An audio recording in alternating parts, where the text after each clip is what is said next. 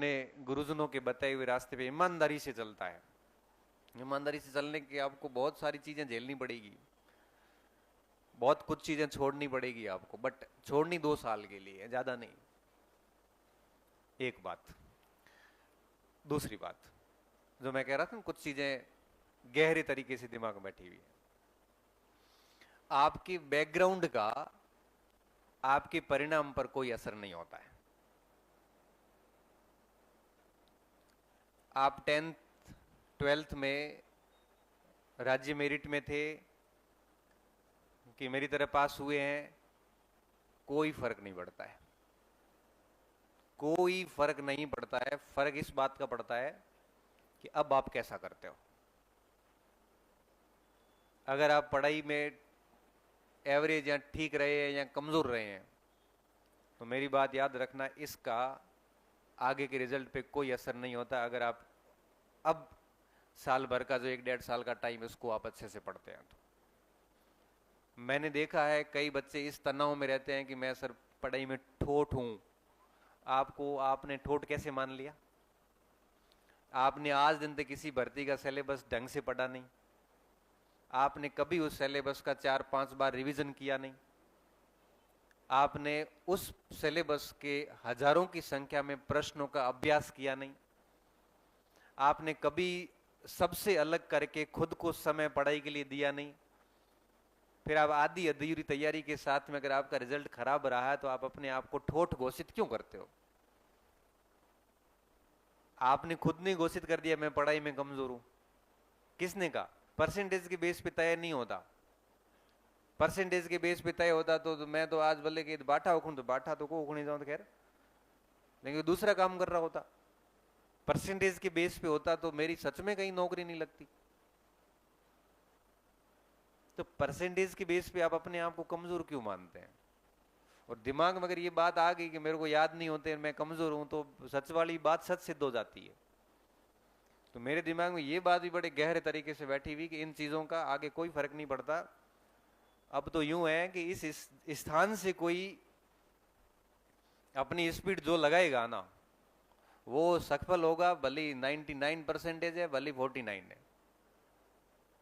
तो आप अपना पास्ट भूल जाइए। आपके अधिक प्रतिशत का आपको गुरूर भी नहीं होना चाहिए, घमंड नहीं होना चाहिए। और अगर कम प्रतिशत रहे हैं तो उसकी आपको टेंशन नहीं होनी चाहिए, क्योंकि उन किताबों का इनसे बहुत अधिक मतलब नहीं है। वो अप्रोच अलग थी, आगे पढ़ने की अप्रोच बिल्कुल अलग है। इसलिए आप बैकग्राउंड को सोच के बिल्कुल भी ये ना सोचे कि मुझे याद नहीं होता है।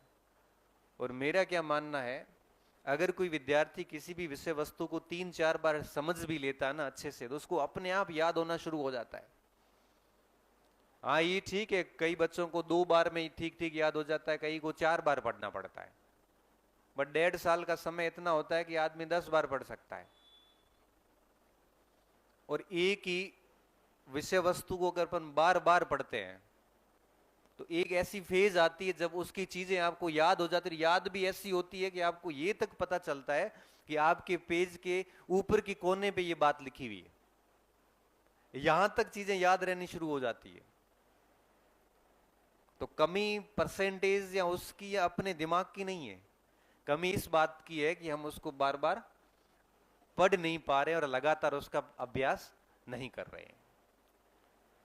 तो अगर आप ये चीजें कर सकते हो तो तैयारियां शुरू कर लो। आप दिमाग में अगर ये बिठा लोगे ना कि 1.5-2 साल मुझे ढंग से मेहनत करनी है और 5-7 बार सिलेबस को बहुत तरीके से पढ़ना है और खूब अभ्यास करना, जो यहाँ टेस्ट लिए जाते हैं उनका भी करना है और भी किताबें लाके मार्केट से और भी क्या करना है, अभ्यास करना है। अगर आप ये कर पाते हैं तब तो फीस वीस भरना ठीक है, नहीं कर पाते हैं तो फालतू माँ बाप को गलत उम्मीदों में और गलत आशाएं मत बंधवाना।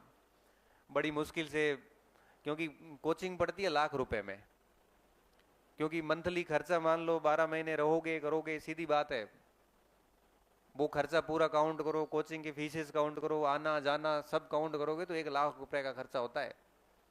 हिडन खर्चे हैं सारे। भाई फीस जो लगती है वो तो कुछ है ही नहीं उसके सामने। भाई हर महीने 5-6 हजार रुपये अपना रहने का इजीली खर्चा आता है। तो आप ये सोचिए कि अगर 12 महीने बैच चलता है तो 80,000 रुपए तो रहने करने का खर्चा हो जाता है, ये मिनिमम जरूरत है। फिर फीस भर लो, कोई बुकलेट ले आओ, कभी किताब लेके आओ, छोटे मोटे खर्चे और भी होते हैं।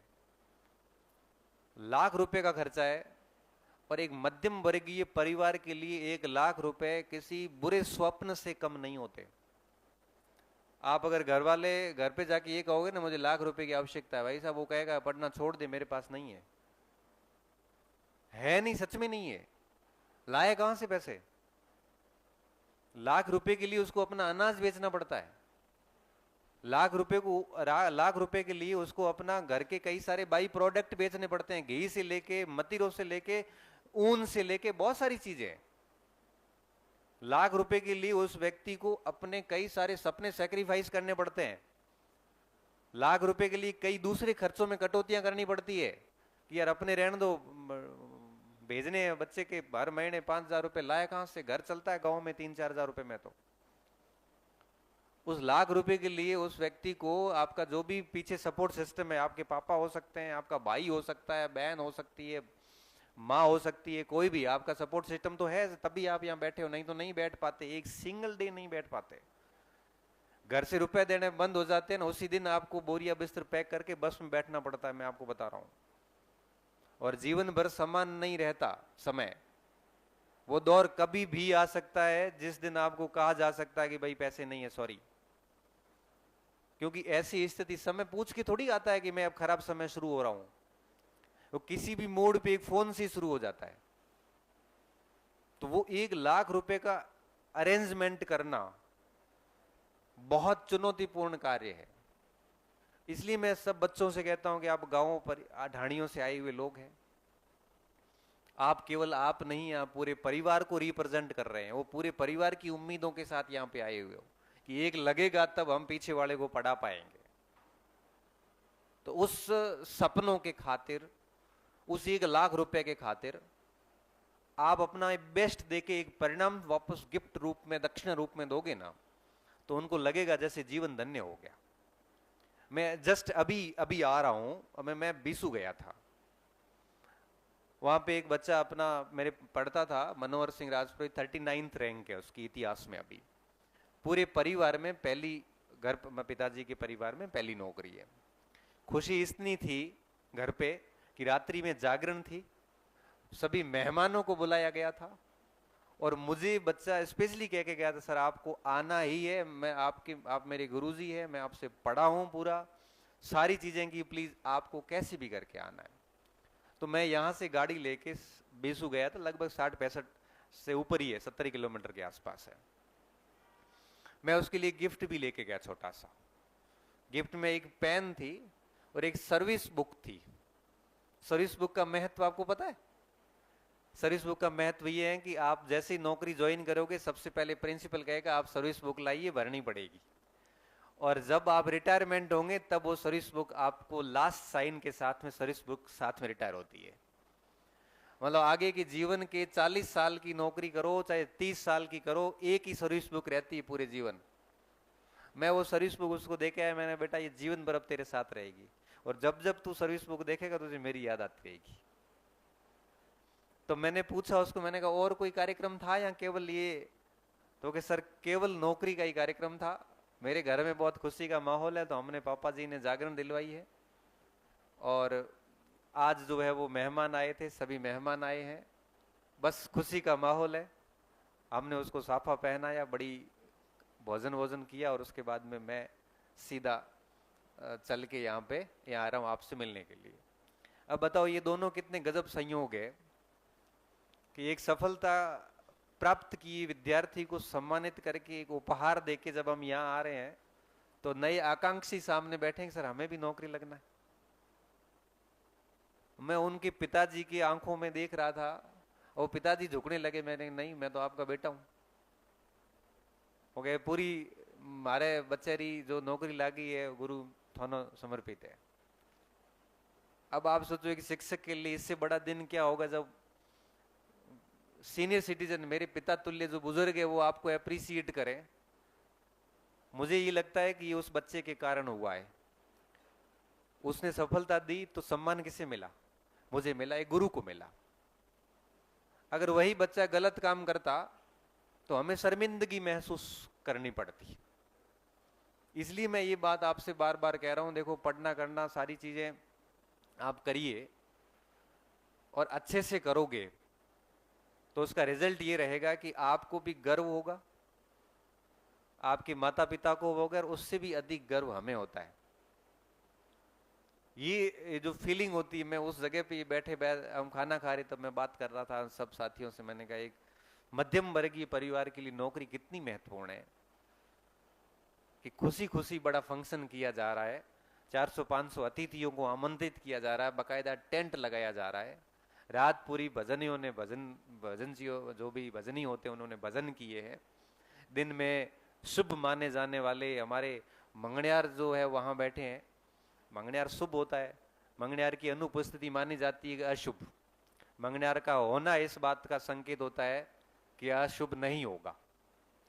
वो दिन में वो कार्यक्रम चल रहा है, उस घर में विवाहिक माहौल चल रहा है। मैं ये आंखों से देख के आया था, मुझे लगता है कि नौकरी कितनी जरूरी है। ये जीविका निर्वाह नहीं है, भूख कोई नहीं मरता, अपने बाप दादे नहीं मरे, नौकरी नहीं लगी हुई थी। प्रेस्टीज का सवाल है, प्रतिष्ठा का, और उसी के लिए हमें चाहिए ये सब।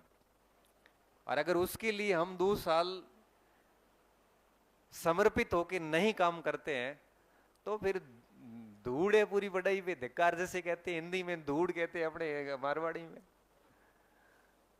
तो मैं आप सभी को यही बात समझाने आया हूं कि कोचिंग जरूरी नहीं होती, जरूरी होता है पढ़ना।